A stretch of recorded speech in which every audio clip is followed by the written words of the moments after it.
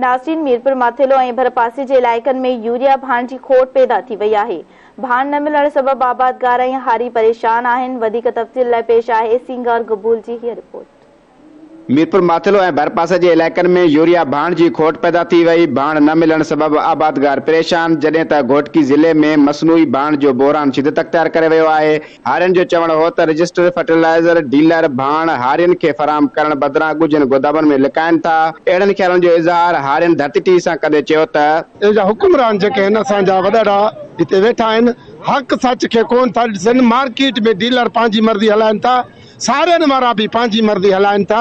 ज़िले इंतजामिया खे इहा गुज़ारिश कंदासीं त खाद डीलरनि ख़िलाफ़ जेको आहे कानूनी कार्रवाई करनि त जीअं जाइज़ रेट ते खाद मिली सघे त जीअं असां वक़्त ते पंहिंजे फसल खे ॾेई करे जेको आहे पंहिंजो उपत हासिल करे सघूं। सारियूं 4000 ते वठनि था ऐं हिते खाद जो 14000 हिकु दो ॾेई नथा ॾियनि।